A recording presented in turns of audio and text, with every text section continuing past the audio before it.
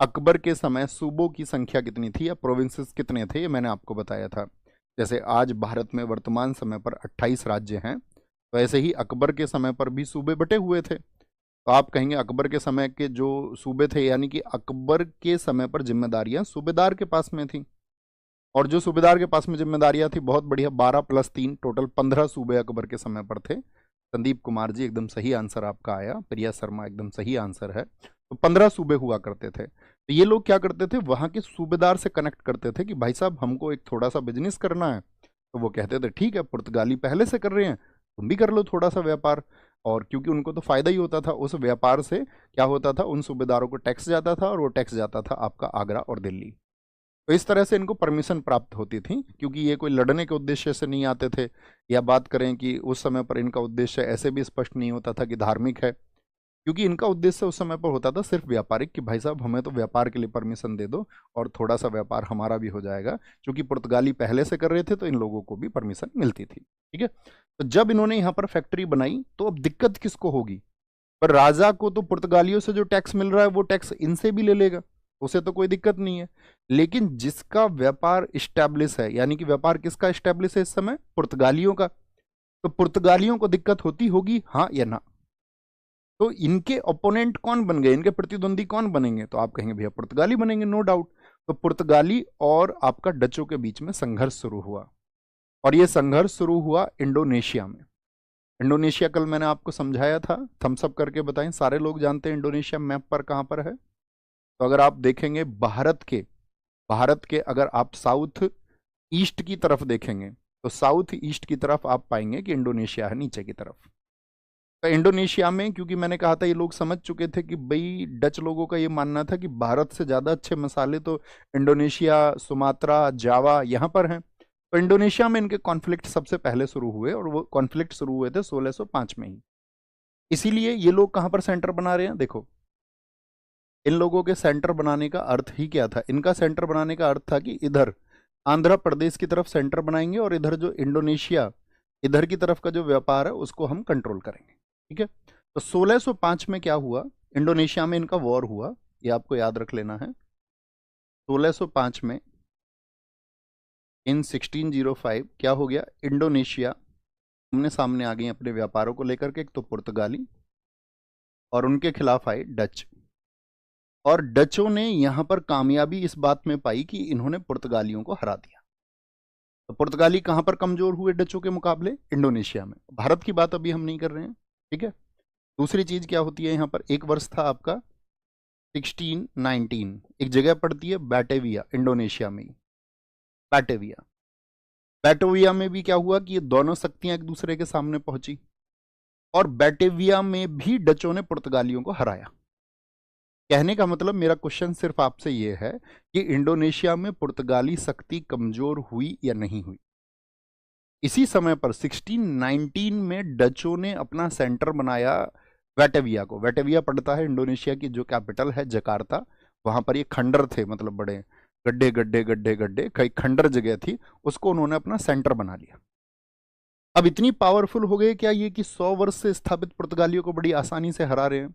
दरअसल में डचेस जो पावर थी, यानी कि डचों की शक्ति का कारण क्या था, कि जो हॉलैंड है ना आपका, उस हॉलैंड में उस समय पर 2 बैंक बने थे, और उन बैंकों ने मैसेज दिया पूरे देश को, हॉलैंड को, कि जो भी इस बैंक में निवेश करेगा उसको बैंक सालाना 18% रिटर्न की गारंटी देगा।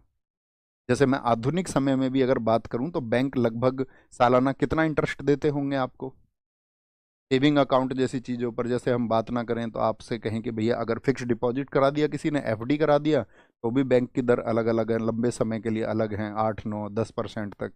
लेकिन साधारणतः हम मान के चलेंगे कि लगभग 4 से 5% आपका ब्याज मिलता है। ठीक है, उसको कहीं 5.5 भी आप बोल सकते हैं, जनरली मतलब 5, 6, 7 जो भी आप माने, जितनी आपकी समझ है। तो आप यहाँ पर एक बात कहेंगे, अगर उस समय पर आज से 400 साल पहले कोई बैंक प्रॉमिस कर रहा है ये 18% तुमको हम गारंटी देते हैं, तो इससे तो लोग वहां पर इन्वेस्टमेंट बढ़ता उनका। और ऐसा नहीं था, उन्होंने अपना जो प्रॉमिस है वो निभाया नहीं, 200 वर्षों तक हॉलैंड के बैंकों ने अपने जो शेयर होल्डर्स थे, जिन्होंने वहां पर इन्वेस्टमेंट किया था, उनको 18% रिटर्न दिया, चाहे दुनिया में कहीं भी बिजनेस करके, चाहे दुनिया में कहीं भी मुनाफा कमा के उन्होंने दिया हो। तो वो दो जो बैंक थे वो डचों की शक्ति का कारण थे। दो बैंक कौन कौन से थे अगर मैं बात करूं, पहले उनके बारे में जान लेते हैं। एक तो था एक्सचेंज बैंक 1609 में। हॉलैंड के दो बैंक जो बने थे उस समय पर, हॉलैंड के बैंक, हॉलैंड के दो बैंक थे। एक तो बना था 1609 में, इसका नाम था एक्सचेंज बैंक। एक्सचेंज बैंक कितने परसेंट का प्रॉमिस किया, तो आप कहेंगे भैया इन्होंने 18% का, सालाना 18% का। और एक जो इनका बना था 1614 में, ये नाम था इसका, इसका नाम था credit bank of Netherland. Credit bank of, credit bank of Netherland, credit bank of Netherlands. तो दो बैंक बने, इन्होंने प्रॉमिस किया। तो कहने का मतलब है हॉलैंड के जो व्यापारी थे उनको शक्तियां मिली, किससे, इन्वेस्टमेंट से उनको काफी धन की सप्लाई होती थी। लेकिन अगर हम हॉलैंड देश की बात करें तो हॉलैंड देश उतना मजबूत नहीं था। हॉलैंड देश उतना मजबूत नहीं था कि अपनी चीजों को, अपने संसाधनों को वो ढोता रहे।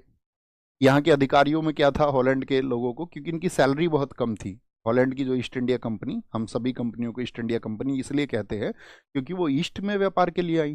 तो हॉलैंड वासियों को बहुत ज़्यादा वेतन नहीं मिलता था इनकी कंपनी के कर्मचारियों को। तो यहाँ के जो कर्मचारी थे, यानी कि वेरिंग दे ओस्ट इंडीज के जो कर्मचारी थे, वो अपने निजी व्यापार पर ज़्यादा ध्यान देते थे। तो खुद के बिजनेस को ढूंढते रहते थे, अच्छा मेरा कैसे फायदा होगा, क्योंकि कंपनी के फायदे के बारे में ज़्यादा विचार नहीं करते थे। और वही उनके पतन का कारण भी बना। अच्छा, जब ये शुरुआती दौर में डच हमारे देश में आए तो अंग्रेजों को इनका समर्थन था।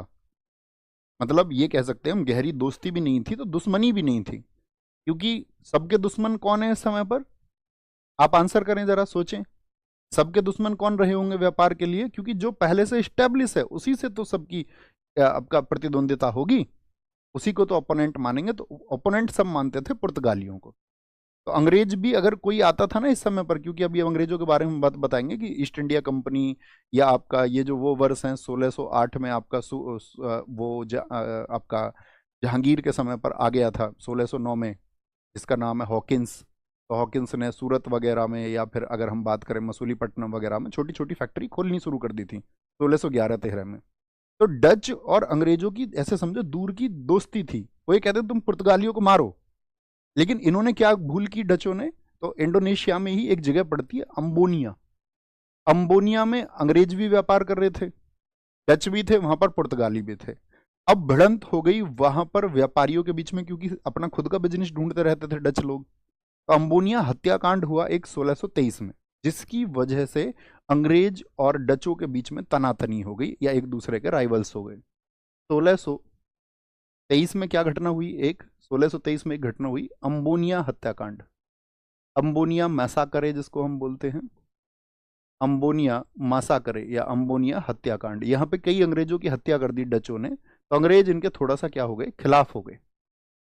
लेकिन चूंकि मैंने बताया डचों को तो काफी शक्ति मिल रही थी, तो डचों ने अपना पर आपका अपनी चीजों को आगे भी बढ़ाया।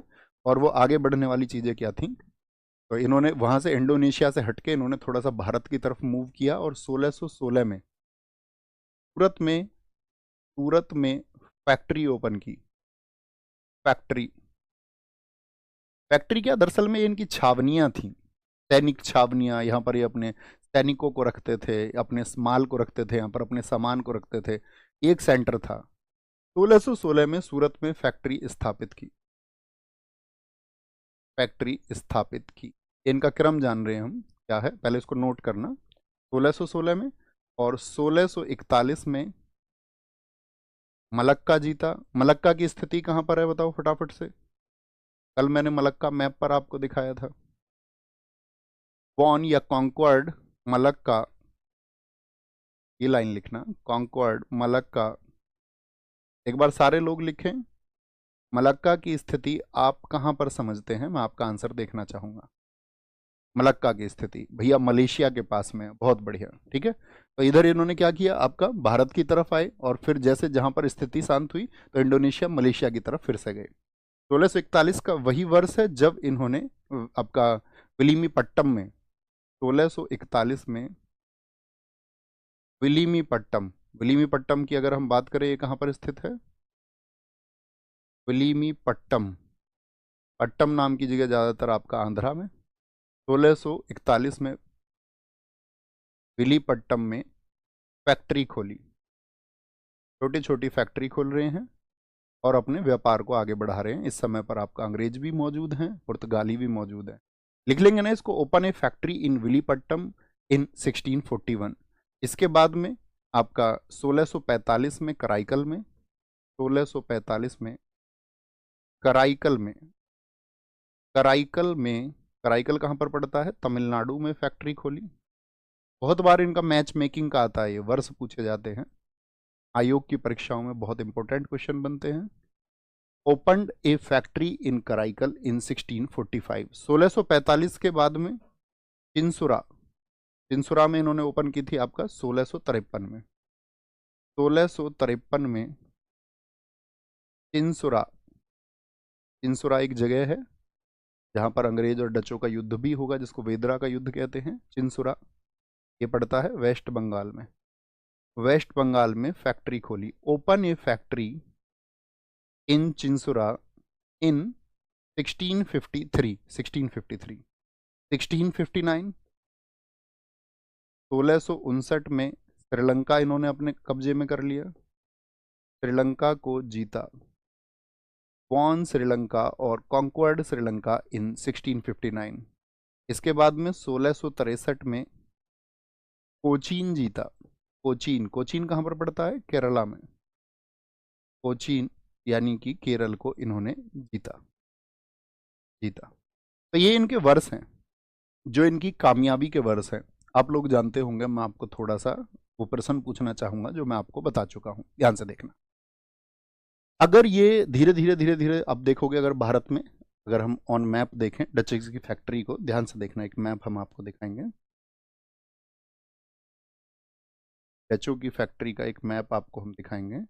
लगाया नहीं क्या? मैंने उनको शेयर किया था डच फैक्ट्री का, नहीं लगाया? चलो कोई नहीं, मैप बना लेते हैं। तो मैंने आपसे कहा कि इन्होंने जो अपनी फैक्ट्री स्थापित की, अगर हम आपसे मैप पे अगर चाहेंगे, एक छोटा सा मैप आप भी बनाना,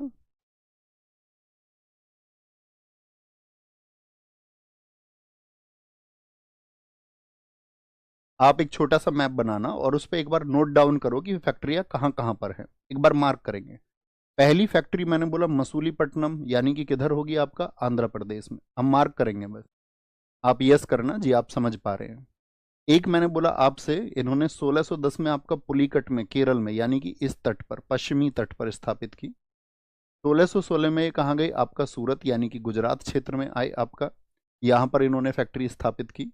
इसके बाद में मैंने आपसे कहा 1641 में कहाँ पर गए? वापस आंध्र प्रदेश, विलीपट्टम में एक फैक्ट्री स्थापित की इन्होंने। 1645 में ये लोग कहाँ पर आए? तमिलनाडु में एक फैक्ट्री इन्होंने स्थापित की। ठीक है, इनके नाम भी नोट करना, आप मैप बनाया करो हमेशा कागज पर। 1653 में ये कहाँ गए? आपका हुगली नदी के किनारे, हुगली नदी के किनारे क्योंकि बंदरगाह पड़ता है वहाँ पर, कोलकाता बंदरगाह आज आप जानते होंगे, तो वहाँ हुगली में इन्होंने चिंसुरा में। 1659 की अगर हम बात करें, आपका इधर श्रीलंका की तरफ गए, और 1663 में यहाँ पर केरला में। तो ये इनकी फैक्ट्री थी। क्लियर है इनकी फैक्ट्रियों की स्थिति? कोई दिक्कत तो नहीं?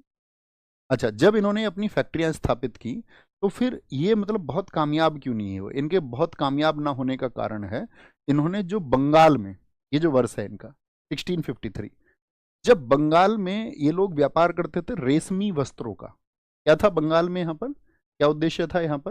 यहाँ पर इनका जो रेशमी वस्त्र होते थे, आपका रेशम के जो वस्त्र होते थे, ये इनके टारगेट पर थे यहाँ पर। और भी बहुत सारा व्यापार करते थे रेशमी वस्त्रों के अलावा। अगर हम बात करें जैसे कि जो कासिम बाजार था वहाँ पर, वहाँ के बाजार को भी ये कंट्रोल करना चाहते थे। तो ये बात का मैसेज वहाँ के मुगल सूबेदार ने दिया आपका शाहजहाँ को, क्योंकि इस समय पर शाहजहाँ था।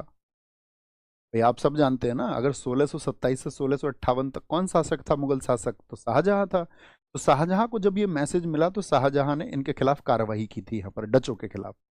तो डचों के खिलाफ जब ये कार्रवाई हुई तो यहाँ पर डच कमजोर हुए, और फिर बाद में इनके व्यापार को नुकसान पहुंचाया था मराठा साम्राज्य ने।